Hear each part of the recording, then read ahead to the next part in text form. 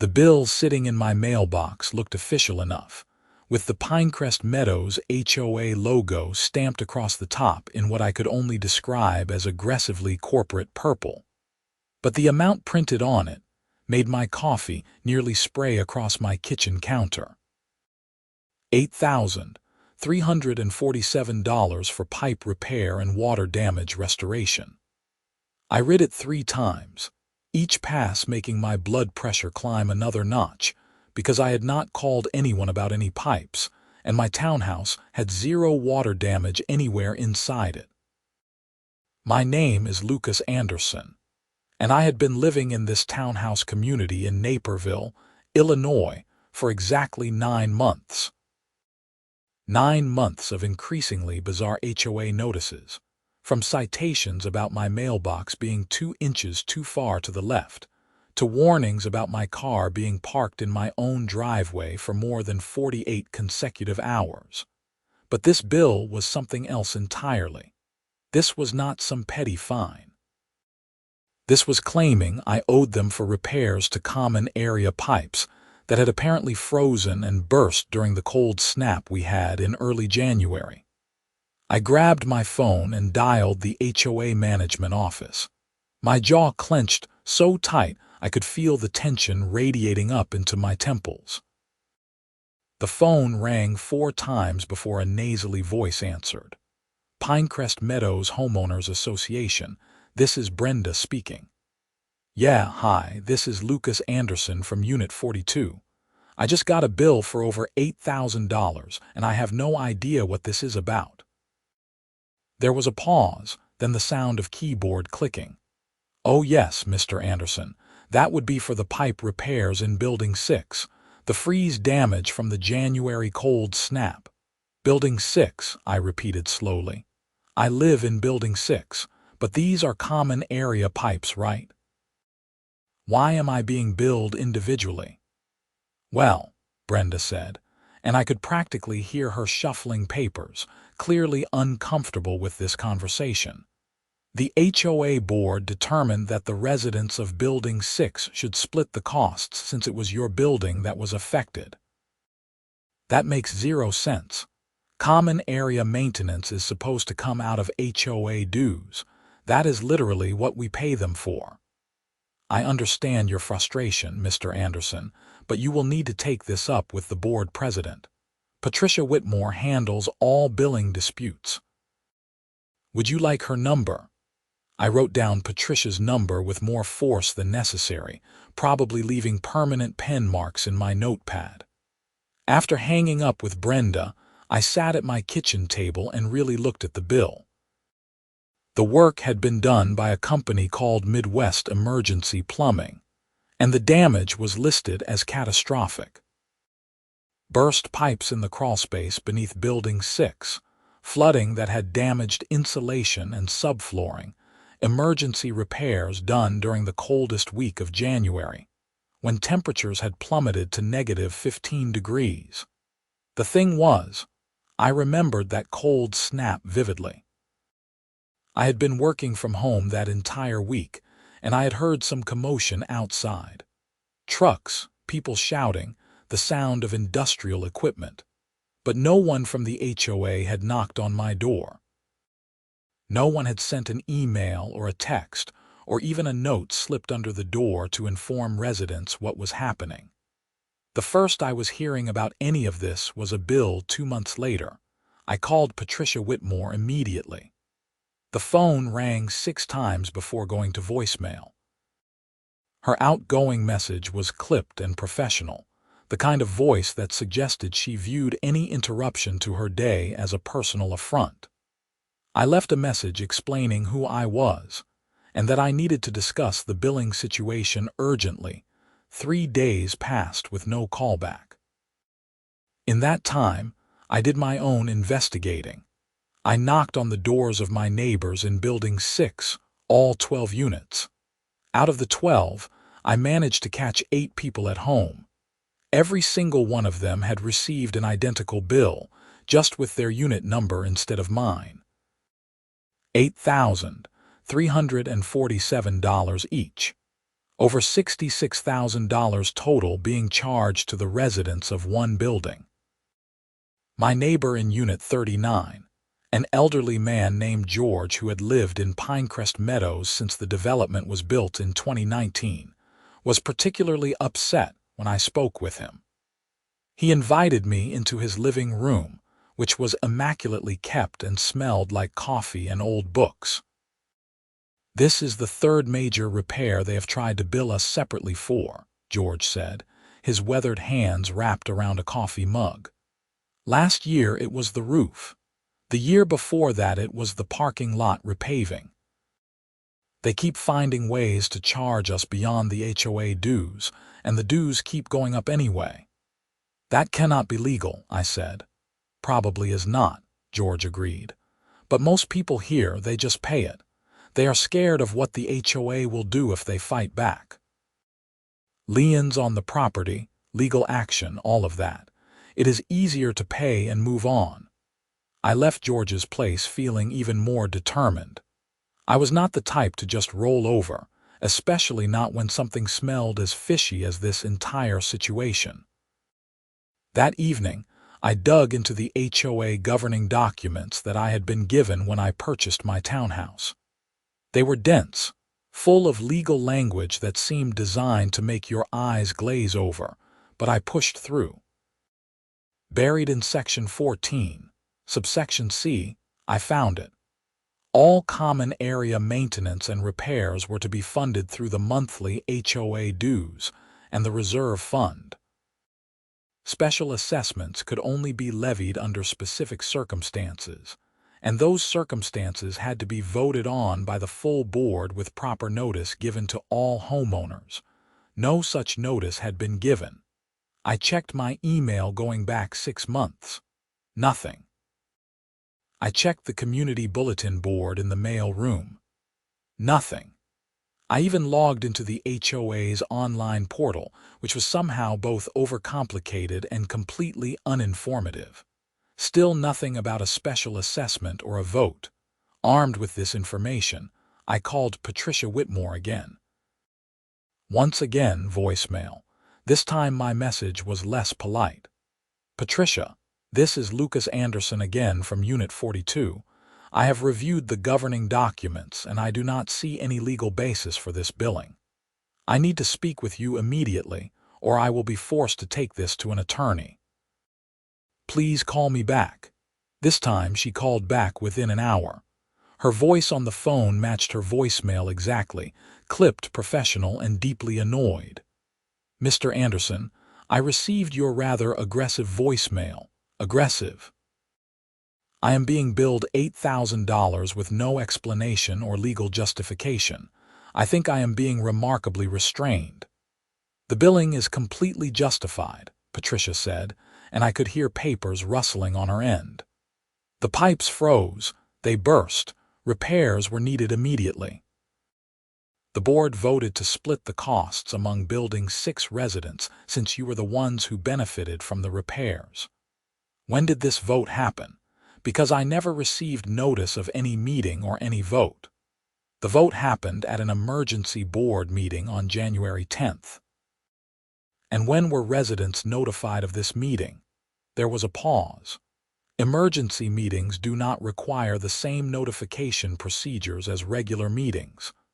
"I am looking at the governing documents right now, Patricia. Section 8, subsection A. Emergency board meetings still require notification to be sent to all homeowners within 24 hours of the meeting.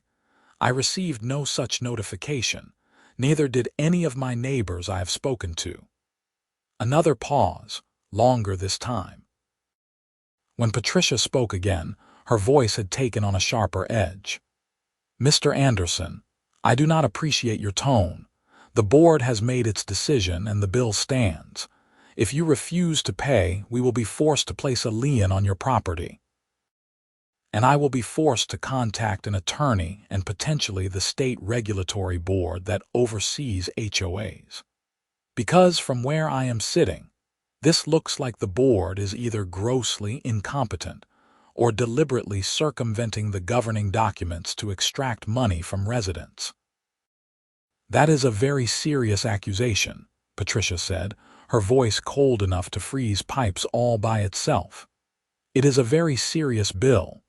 $8,000 is not pocket change for most people. So either you can explain to me how this billing is legal and proper, with documentation to back it up, or we can involve lawyers. Your choice. Patricia hung up on me. Actually hung up mid-conversation. I stared at my phone for a moment, almost impressed by the audacity. Then I did what I should have done from the beginning. I called a lawyer. The attorney I found was named Rachel Morrison, and she specialized in HOA disputes.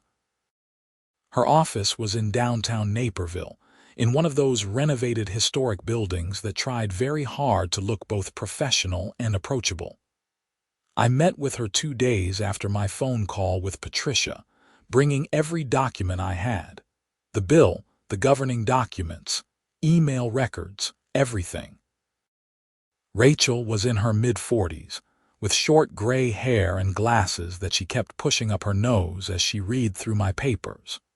She had the demeanor of someone who had seen every possible HOA horror story and was no longer surprised by anything. "This is pretty clear-cut," Rachel said after about 15 minutes of reading. "They violated their own governing documents in multiple ways. No proper notice of the meeting, no proper vote on a special assessment, and they are trying to bill you for something that should be covered by the reserve fund. Do you know if they even have a reserve fund?" "I have no idea," I admitted. "How would I find that out?" "You are entitled to see the HOA's financial records. It is in your governing documents. Let me guess, they have never provided those to you, not once." Rachel smiled, but it was the smile of a predator spotting wounded prey. "Oh, this is going to be fun. Let me send a formal letter to the board requesting a full financial disclosure. We will also inform them that you are disputing the bill and that any attempt to place a lien on your property will result in immediate legal action." "How much is this going to cost me?" I asked, because lawyers were not cheap and $8,000 was already more than I wanted to spend. My retainer is $1,500 for something like this. But honestly, Lucas, I think once they get a letter from an attorney, they are going to back down fast. These petty tyrant HOA boards usually do. They are used to bullying homeowners who do not fight back.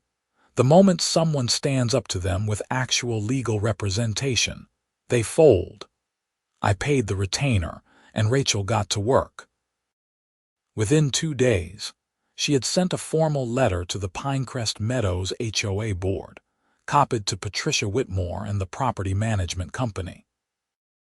The letter was beautiful in its directness.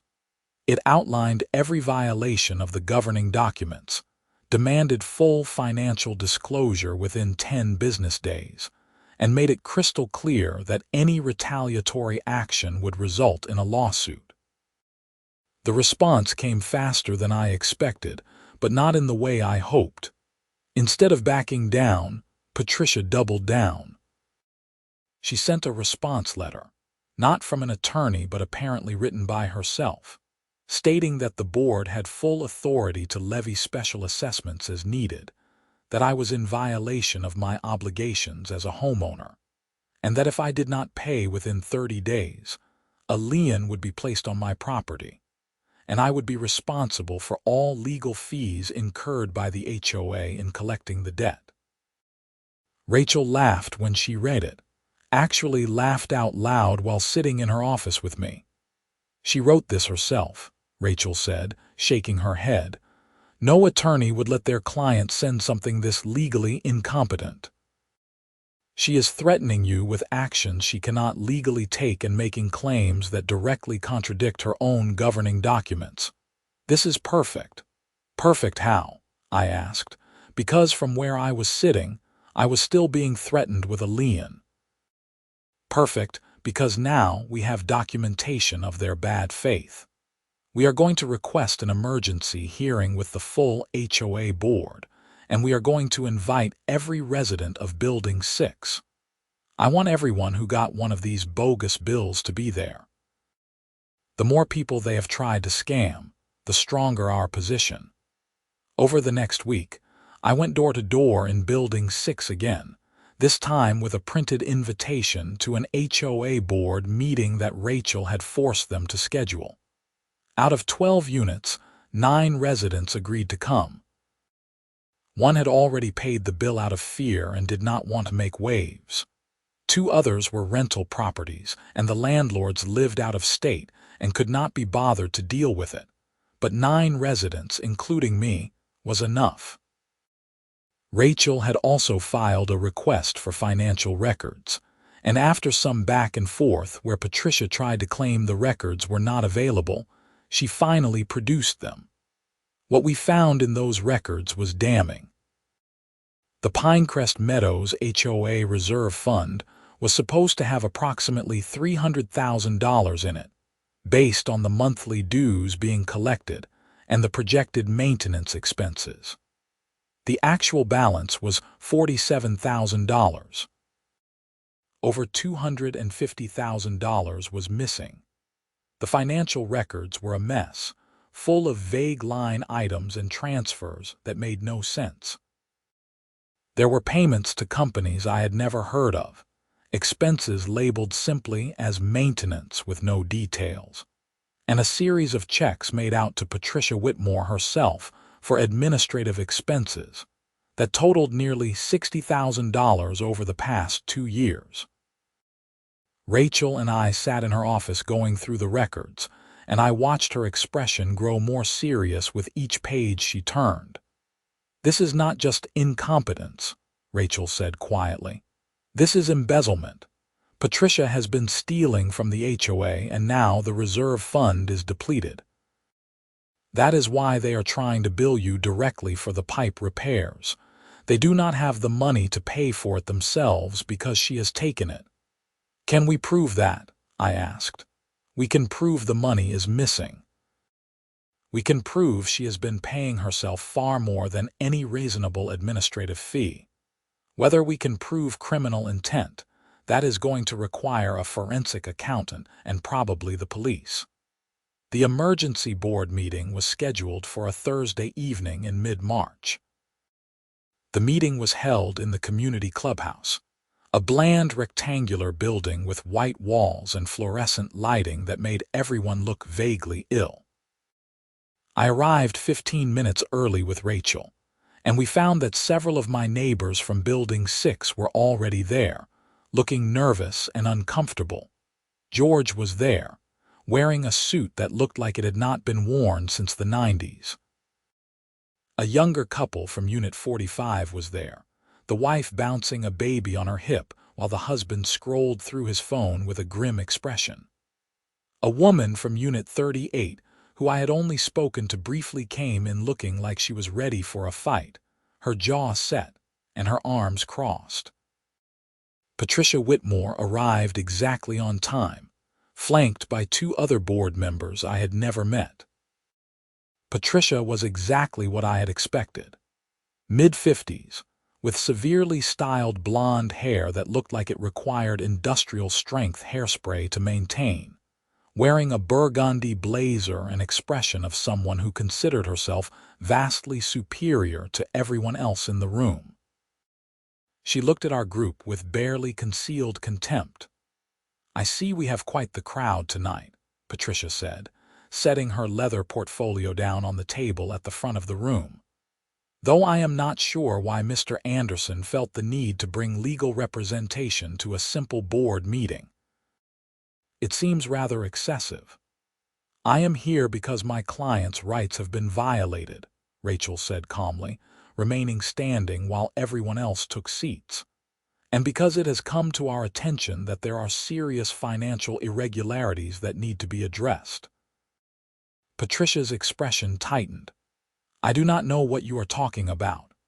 "Then let us start with something simple," Rachel said, pulling out a folder. "The governing documents of this HOA clearly state that common area maintenance is to be funded through HOA dues and the reserve fund." Can you explain why residents of Building 6 are being billed separately for pipe repairs? The reserve fund was insufficient to cover the emergency repairs, Patricia said. Therefore, the board voted to levy a special assessment on the affected building. And when was notice of this vote given to the homeowners? It was an emergency meeting. Notice is not required. Actually, it is, Rachel said, and pulled out a copy of the governing documents. Section 8, subsection A, states clearly that all homeowners must be notified of board meetings, including emergency meetings, within 24 hours. Can you provide documentation that this notification was sent? Patricia's face was starting to flush, a deep red creeping up from her neck. I do not have to provide documentation to you. You are not a homeowner in this community. But I am, I said, standing up, and I never received any notification. Neither did anyone else in this room. Show us the emails, the letters, anything that proves you notified us. The emails were sent, Patricia said, but her voice had taken on a defensive tone. Great, Rachel said. Then you can provide copies of those sent emails, server logs, read receipts, anything that proves they went out. We will wait. The room was silent for a long moment. The other two board members, an older man named Richard and a middle-aged woman named Susan, were looking increasingly uncomfortable. Richard kept glancing at Patricia like he wanted to say something but did not dare. I do not have access to those records right now, Patricia finally said. How convenient, Rachel replied. Let us move on to the next issue, the reserve fund. According to your own financial documents, the reserve fund should have approximately $300,000 in it, yet the most recent balance shows $47,000. Can you explain where the rest of that money went? Patricia's flush deepened. The reserve fund has been used for various necessary expenses over the past 2 years, such as, Rachel pulled out the financial records, such as the $60,000 in checks made out directly to you for administrative expenses. Can you explain what those administrative expenses were? I do not have to explain anything to you, Patricia snapped. I have been volunteering my time to run this HOA, and those payments are reasonable compensation for the work I do. Volunteering, Rachel repeated, but being paid $60,000 over 2 years, that is interesting math. And the governing documents state that board members serve on a volunteer basis unless compensation is specifically approved by a vote of the full homeowner membership. Can you show us the vote that approved your compensation? There was no formal vote. The board agreed that my work deserved compensation. So the board, which you are president of, voted to pay you from the reserve fund without informing or seeking approval from the homeowners. Do I have that right? The room was starting to feel electric with tension. My neighbors were all staring at Patricia with expressions ranging from shock to anger. George looked like he wanted to leap across the room. You have been stealing from us, George said, his voice shaking. All these years, all these increased fees and special assessments, and you have been taking the money for yourself. I have not stolen anything. Patricia's voice had risen to a near shout. I have worked tirelessly for this community, and I deserve to be compensated for that work. Not without proper authorization, you do not, Rachel said. And that is just the start. Let us talk about the pipe repairs that are the basis for these bills. The work was supposedly done by Midwest Emergency Plumbing. I did some research on that company. It does not exist. There is no business license, no registration with the state, nothing. So who actually did the work, Patricia? Or was there even any work done at all? The color drained from Patricia's face. Of course there was work done. The pipes burst. They needed to be repaired. Then show us the documentation. Permits, inspection reports, something. because freezing pipes in a residential community are a serious issue, and any reputable plumber would have filed the appropriate paperwork with the city. I do not have that information with me. You do not seem to have any information with you, Rachel said, which makes me think that either you are the most disorganized HOA president in history, or something much more sinister is going on here. Susan, the other board member, finally spoke up. Her voice was quiet but firm. Patricia, maybe we should postpone this meeting and get our attorney involved.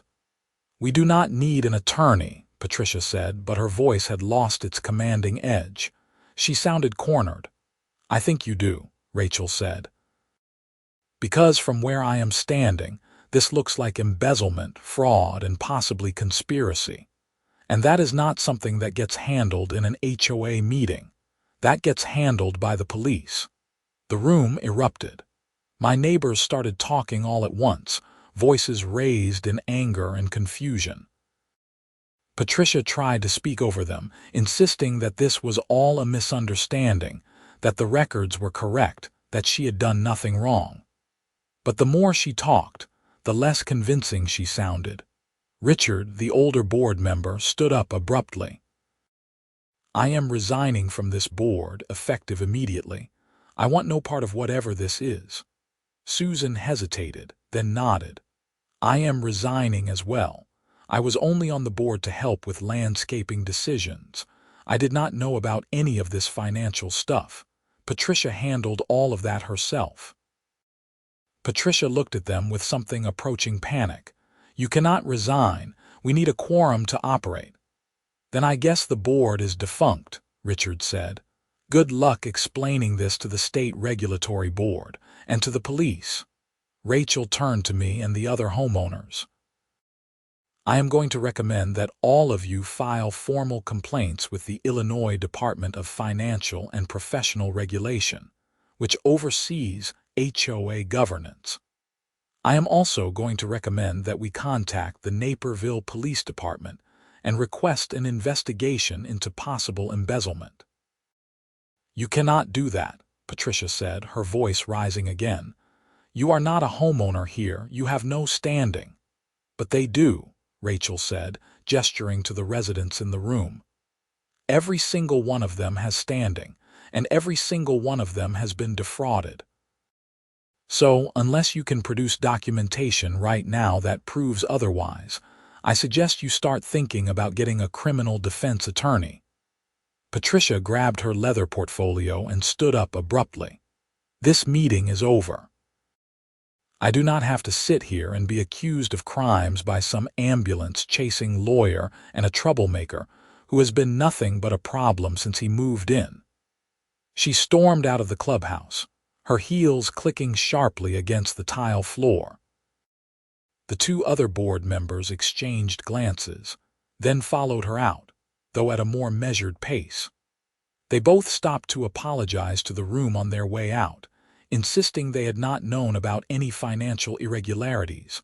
After they left, the room was silent for a long moment. Then George started clapping. It was slow at first, then the others joined in, and suddenly everyone was on their feet applauding.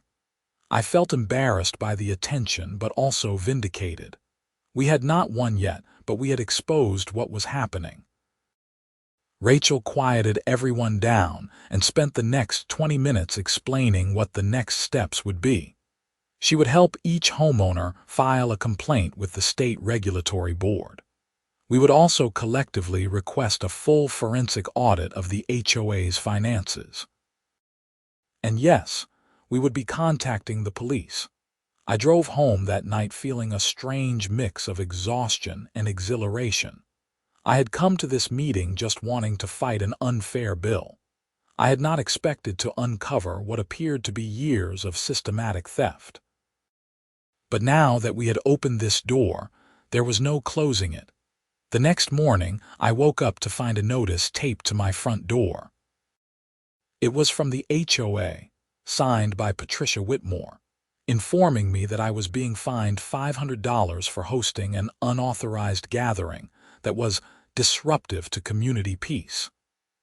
The unauthorized gathering, apparently, was the board meeting that she had been legally required to hold. I took a photo of the notice and sent it to Rachel with a message. "She is still trying to intimidate me." Rachel's response came back within minutes. "Good. Every action she takes now just adds to our case. Keep all documentation." Over the next 2 weeks, things moved fast. Rachel filed formal complaints on behalf of myself and the other 8 Building 6 residents with the Illinois Department of Financial and Professional Regulation. She also prepared a comprehensive report of the financial irregularities and submitted it to the Naperville Police Department's Financial Crimes Unit. The police took it seriously. A detective named Marcus Perry was assigned to the case, and he called me in for an interview. Detective Perry was in his early 40s, with the tired eyes of someone who had seen too much stupidity in his career. We met at the police station, in one of those bland interview rooms that looked exactly like every cop show version I had ever seen. "Walk me through this from the beginning," Detective Perry said, his pen poised over a notepad. "When did you first realize something was wrong?" I told him everything, from the initial bill to the board meeting to the financial records Rachel had obtained. Detective Perry listened without interrupting, taking notes occasionally. When I finished, he sat back in his chair and shook his head. "HOA fraud is more common than you would think," he said. "People get elected to these boards, they have access to money, and there is not a lot of oversight. It is tempting for someone who is morally flexible. But this sounds pretty blatant. The fake company, the self-payments, the missing reserve funds. If your lawyer's analysis is correct, we are looking at felony embezzlement." "What happens next?" I asked. "We open a formal investigation. We will subpoena the HOA's financial records, interview board members, talk to the property management company. If we find evidence of criminal activity, we will present the case to the state's attorney and request charges. It is a process, and it takes time. But from what you have shown me, I think we have enough to move forward." I left the police station feeling like maybe, finally, justice was actually going to happen. But I should have known it would not be that simple. 2 days after my interview with Detective Perry, I came home from work to find my car had been towed from my designated parking spot. A note was left on the ground where my car had been, informing me that the vehicle had been removed for repeated parking violations, and that I could retrieve it from the impound lot for a fee of $350. I called Rachel immediately, furious. She had my car towed from my own parking spot, the one that is deeded to my property. "Did you get documentation?" Rachel asked. "I have the note they left, and I am about to get documentation from the impound lot about who authorized the tow." The impound lot was on the outskirts of Naperville, a sprawling yard full of cars behind chain-link fencing. The man at the desk was bored and unhelpful, until I asked for documentation about who had authorized the tow on my vehicle. He printed out a work order that showed the tow had been requested by the Pinecrest Meadows HOA, authorized by Patricia Whitmore herself. I paid the $350 to get my car back, keeping the receipt. Then, I drove straight to Rachel's office. "This is harassment," Rachel said, looking at the work order. "Clear, documented harassment in retaliation for you exercising your legal rights. This is perfect. Perfect." I was still angry about having to pay to get my own car out of impound. "How is this perfect?" "Because now we can add this to the complaint with the police. Retaliation is a separate issue, and it shows a pattern of behavior. She is digging herself deeper with every action she takes." Rachel was right. We filed an additional complaint with the police about the towing incident, and Detective Perry added it to his investigation. But Patricia was not done yet. Over the next week, I received 3 more citation letters from the HOA. One claimed my lawn was not being maintained to community standards, even though I had just had it professionally landscaped. One claimed I had exterior holiday decorations still up, even though it was March and I had never put up holiday decorations in the first place. And one claimed I was operating a business out of my home in violation of HOA rules, based apparently on the fact that I worked from home sometimes. Each citation came with a fine ranging from $100 to $500. It was transparent harassment, and it was getting expensive. But every letter was also more evidence. Rachel filed for a temporary restraining order against Patricia Whitmore and the HOA board, arguing that the harassment was affecting my ability to peacefully enjoy my property. The hearing was scheduled for early April, and I showed up with every piece of documentation we had accumulated. The bills, the citations, the towing records, everything. The judge was a woman in her 60s named Judge Carolyn Foster, and she listened to Rachel's presentation with an expression that grew increasingly skeptical. Not skeptical of us, I realized, but skeptical that anyone could be as brazenly vindictive as Patricia had been. Patricia showed up to the hearing without an attorney, which was her first mistake. She represented herself, insisting that all the citations and fines were legitimate and that she was simply enforcing HOA rules.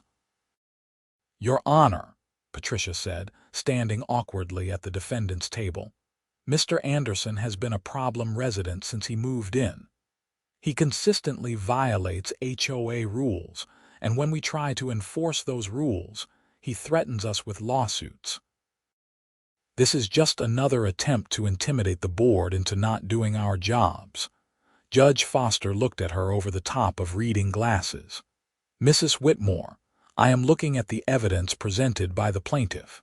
He has received 14 separate citations in the past month alone.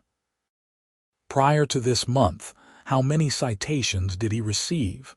Patricia hesitated. "I would have to check our records.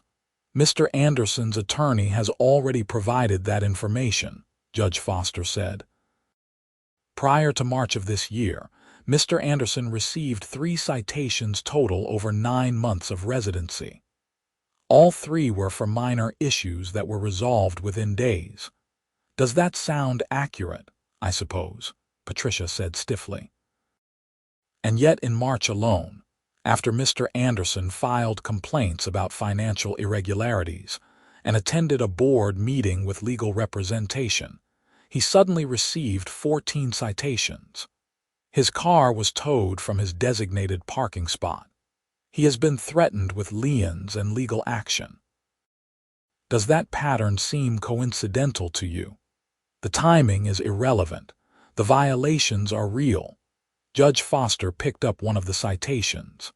"This citation claims Mr. Anderson had holiday decorations up in March. Do you have photographic evidence of these decorations?" "I did not take photographs. I saw them when I drove by. Mr. Anderson has provided testimony from 3 neighbors who state he has never put up holiday decorations at any point. He has also provided his credit card statements showing no purchases of holiday decorations." "So where are these decorations you claim to have seen?" Patricia's face was red again. "I know what I saw."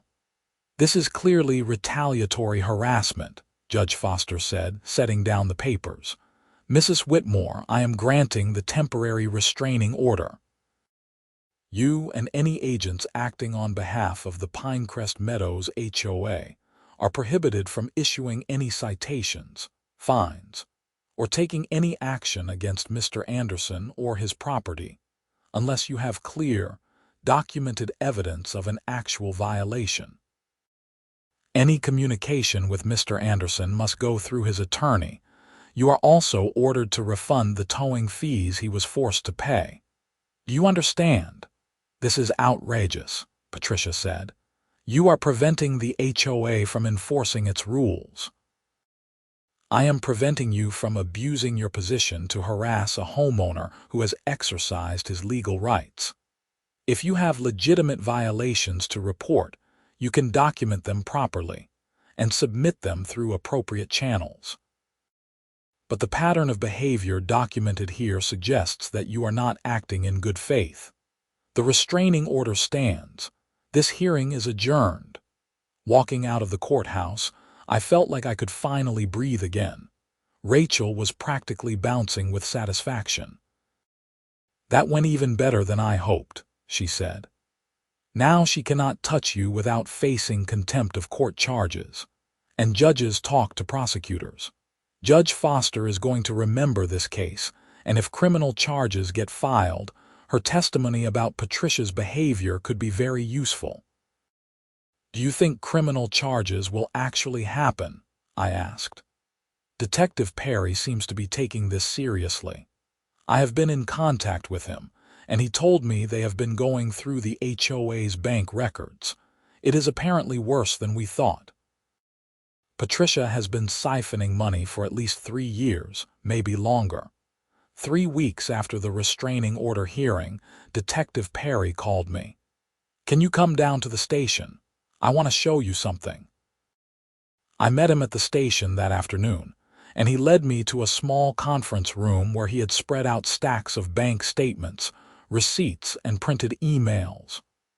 "We have been digging into this, and it is pretty damning," Detective Perry said. Patricia Whitmore has taken approximately $260,000 from the HOA over the past 3 years. The payments to herself for administrative fees, those were just the tip. She also created several fake vendor accounts. The Midwest Emergency Plumbing that supposedly did the work on your building's pipes. That is a shell company. The bank account it is tied to belongs to Patricia's sister. The checks made out to Midwest Emergency Plumbing were being deposited into the sister's account, and then the sister was writing checks back to Patricia. "So the pipe work was never actually done?" I asked. "Oh, it was done. We tracked down the actual plumber who did the work. Guy named Tom Rodriguez, who runs a legitimate business. He was paid $8,000 for the emergency repairs, but Patricia billed the HOA $66,000 and pocketed the difference." I sat back in my chair, stunned. "She billed us for work that cost $8,000 and claimed it cost $66,000. "That is correct. And she did similar things with other projects: roof repairs, parking lot work, landscaping. She would hire a legitimate contractor, pay them a reasonable amount, then bill the HOA several times that amount and keep the difference. She has been doing this systematically for years." "How did no one notice?" "Because she controlled all the financial records, and no one asked questions. The other board members trusted her, and the homeowners did not know they had the right to request financial audits. It is a perfect setup for embezzlement if you are willing to take advantage of people's trust." Detective Perry leaned forward, his expression serious. "We are going to arrest her. The state's attorney has reviewed the evidence, and we have enough for multiple felony charges: theft, fraud, forgery. She is looking at serious prison time if convicted. But I wanted to talk to you first because we are going to need you and the other homeowners to testify." "Are you willing to do that?" "Absolutely," I said without hesitation. "Good. The arrest is happening tomorrow morning. I wanted to give you a heads up because once this goes public, it is going to be chaos in your HOA. You might want to start thinking about how the homeowners are going to reorganize and elect a new board." The arrest happened on a Tuesday morning in mid-April. I was not there to see it, but George called me immediately after it happened. He had been out walking his dog and watched as 2 police cars pulled up to Patricia's townhouse in Building 3. Detective Perry and 2 uniformed officers went to the door, knocked, and when Patricia answered, they arrested her right there on her front porch. She was screaming that this was all a mistake, George told me. his voice excited in a way I had never heard from him. Screaming that she had done nothing wrong, that the police were harassing her because of you. They put her in handcuffs and took her away. It was the most satisfying thing I have seen in years. The news spread through Pinecrest Meadows like wildfire.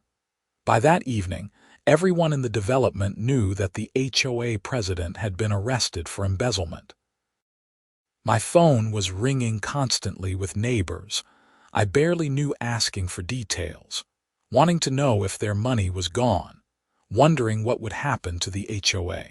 Rachel and I organized an emergency meeting of all homeowners in the development.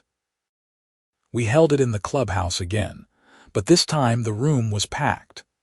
Nearly 70 people showed up, representing most of the 112 units in Pinecrest Meadows. I stood at the front of the room and explained everything that had happened, from the initial bogus bill to the investigation to the arrest. People were angry, scared, and confused. Many of them had been paying into this HOA for years, trusting that their money was being properly managed. "So what happens now?" someone called from the back of the room. Rachel stepped forward to answer. "The state will work to recover as much of the stolen money as possible. Patricia's assets will be seized, including her property. But realistically, you are not going to get all of it back. She has spent a significant amount of it. The good news is that insurance might cover some of the loss. Most HOAs have fidelity insurance that protects against board member theft. You will need to file a claim." "And what about the HOA itself?" another person asked.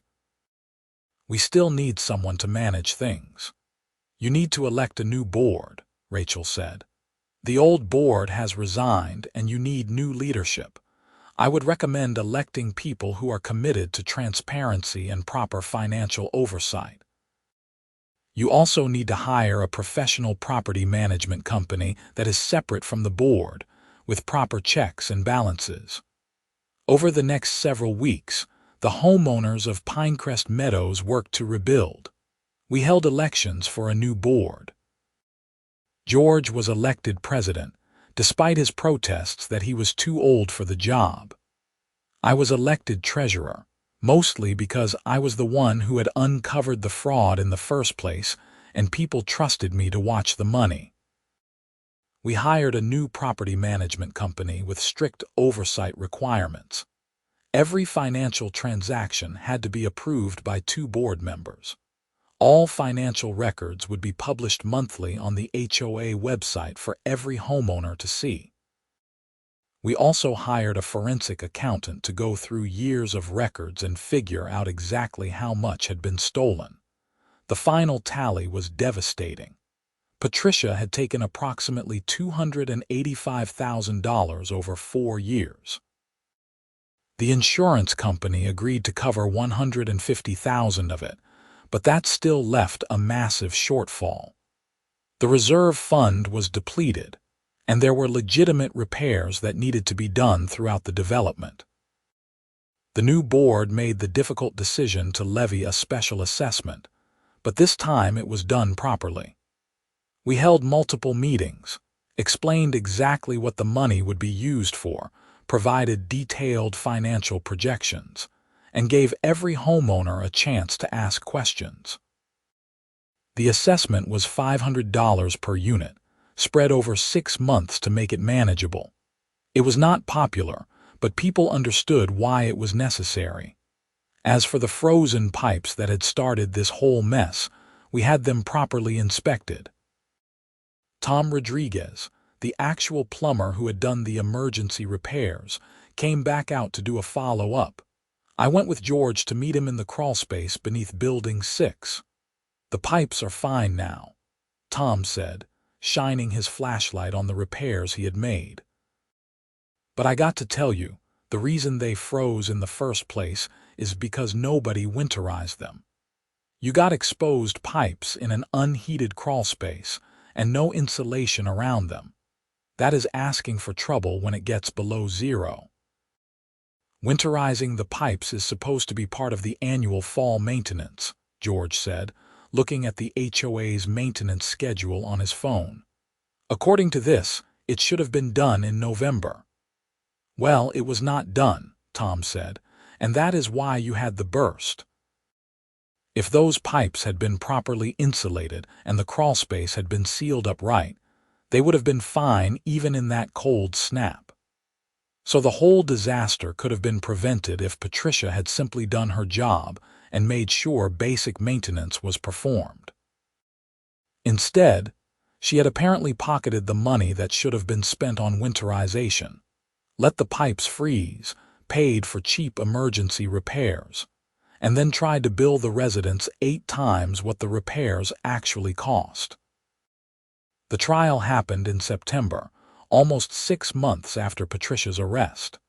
The state's attorney offered her a plea deal: plead guilty to reduce charges and get 5 years in prison with possibility of parole after 3. Patricia refused, insisting she was innocent and demanding a trial. The trial lasted 3 days. I was called to testify on the second day. The prosecutor, a sharp woman named Jennifer Park, walked me through the timeline of events, from receiving the initial bill to uncovering the financial irregularities. Patricia's defense attorney, a harried-looking man who seemed deeply aware that his client was guilty, tried to argue that the financial records were confusing and that Patricia had simply made accounting mistakes. The jury did not buy it. After less than 4 hours of deliberation, they came back with guilty verdicts on all counts: theft, fraud, forgery, and embezzlement. Patricia's face went white when the verdict was read. She had been so certain that she could talk her way out of it, convinced that she had done nothing wrong. The sentencing hearing was 2 weeks later. Judge Foster, the same judge who had granted the restraining order, was presiding. Several homeowners from Pinecrest Meadows showed up to give victim impact statements. George spoke about how he had trusted Patricia and felt betrayed. A single mother from Building 8 talked about how she had struggled to pay the special assessment and almost lost her home. I spoke about the stress and anxiety of fighting the bogus bills and being harassed for standing up for my rights. Judge Foster listened to all of it, her expression grave. When it was time for sentencing, she did not mince words. "Mrs. Whitmore, you were entrusted with the financial well-being of your community, and you violated that trust repeatedly and systematically over several years. You stole from your neighbors, people who trusted you and believed you were working in their best interests. When you were caught, instead of taking responsibility, you engaged in harassment and retaliation against the very people you had victimized. You have shown no remorse and no acknowledgement of wrongdoing. The court sentences you to 8 years in the Illinois Department of Corrections. You are also ordered to pay restitution in the amount of $285,000 to the Pinecrest Meadows Homeowners Association. Bailiff, please remand the defendant into custody." Patricia was led out of the courtroom in handcuffs, still insisting that this was all a mistake and that she would appeal. But there would be no appeal that would succeed. The evidence had been too overwhelming, her guilt too clear. Walking out of the courthouse that day, I felt a complicated mix of emotions: relief that it was finally over, satisfaction that justice had been served, but also sadness that it had come to this at all. If Patricia had just been honest, if she had done her job properly, none of this would have happened. The HOA could have functioned the way it was supposed to, and everyone could have lived peacefully in their homes. Over the following months, life in Pinecrest Meadows slowly returned to normal. The new board worked hard to rebuild trust with the homeowners. We implemented regular financial audits, published detailed reports, and held quarterly town halls where anyone could ask questions or raise concerns. It was the kind of transparency that should have existed from the beginning. The $8,000 bill that had started everything was officially voided. Along with all the bogus fines and citations Patricia had issued. The insurance settlement helped restore some of the reserve fund, and careful budgeting over the next year allowed us to complete necessary repairs without additional special assessments. As for me, I finally felt like I could relax in my own home. No more threatening letters in the mail. No more harassment or intimidation. Just normal life in a townhouse community that was actually being managed properly. George stopped by one evening in December, almost a year after the frozen pipes incident. We sat in my living room with coffee, watching snow fall outside the window. "You know," George said, "when you first moved in, I thought you were going to be one of those people who just keeps their head down and does not make waves. I am glad I was wrong." "I was not trying to be a hero," I said. "I just did not want to pay $8,000 for something that was not my responsibility. And because you stood up, you uncovered years of theft and fraud. You probably saved this community. A lot of us would have just paid that bill and moved on, and Patricia would still be stealing from us." "I had good help," I said, thinking of Rachel and Detective Perry and everyone else who had taken this seriously. "I could not have done it alone." "Maybe not. But you were the one who refused to back down when she tried to bully you. That takes courage." Looking back on the whole experience, I realized George was right. It had taken courage, though it had not felt like it at the time. It had felt like frustration and anger and stubborn refusal to be taken advantage of. But sometimes those feelings are what push us to do the right thing, even when it would be easier to just comply and move on. The following spring, Tom Rodriguez came back to perform the annual maintenance, including properly winterizing all the pipes in every building. I made a point of being there when he worked on Building 6, watching as he carefully insulated the pipes and sealed up gaps in the crawlspace. "This should have been done years ago," Tom said, shaking his head. "Basic preventative maintenance would have saved everyone a lot of trouble." "We are doing it right now," I said. "That is what matters." And it was. We were doing things right now. The Pinecrest Meadows HOA was no longer a petty fiefdom run by someone who saw it as a personal piggy bank. It was what it should have been from the start.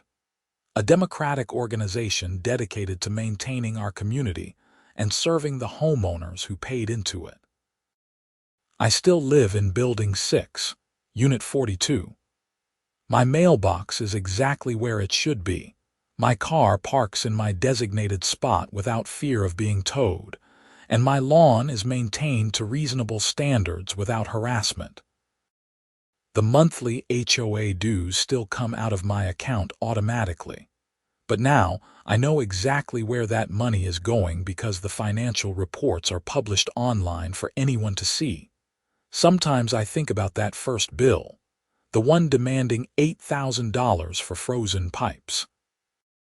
It seemed like such a nightmare at the time, an unfair burden being placed on me for something that was not my fault.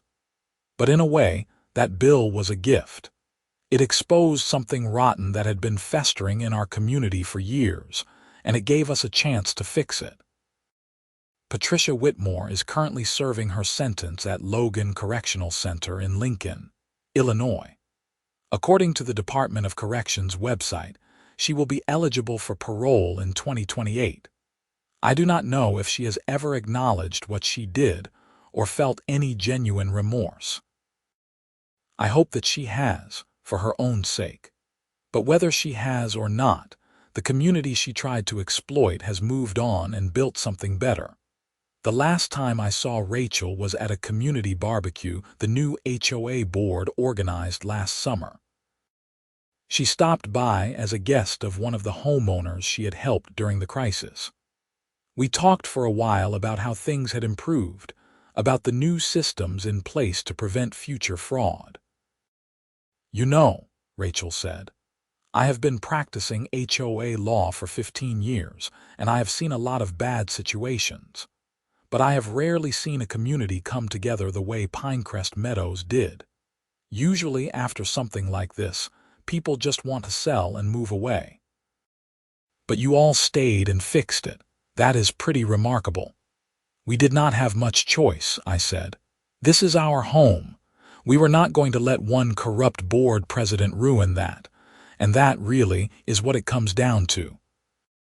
Home is worth fighting for, whether that fight is against frozen pipes, corrupt officials, or unjust bills. You stand up, you speak out, and you refuse to accept injustice just because it is easier than fighting back. Sometimes that fight takes months. Sometimes it requires lawyers and police and courts. But when you come out the other side, when you have built something better from the wreckage of what was broken, it is worth every difficult moment. The pipes beneath Building 6 are properly winterized now. The reserve fund is being rebuilt.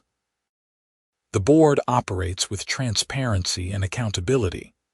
And I sleep well at night knowing that if another bogus bill shows up in my mailbox, I know exactly what to do about it. More importantly, I know that I am not alone. There is a whole community of people who will stand with me, because we learn together that we are stronger when we refuse to be intimidated, when we demand accountability, and when we fight for what is right. That $8,000 bill was the beginning of something I never expected. A lesson in civic responsibility, in standing up to abuse of power, and in the strength that comes from community solidarity. Patricia thought she could bully us into paying, could intimidate us into silence, could continue stealing from us indefinitely. She was wrong. And now, she is paying the price for that mistake, while we continue living our lives in a community that is finally functioning the way it always should have.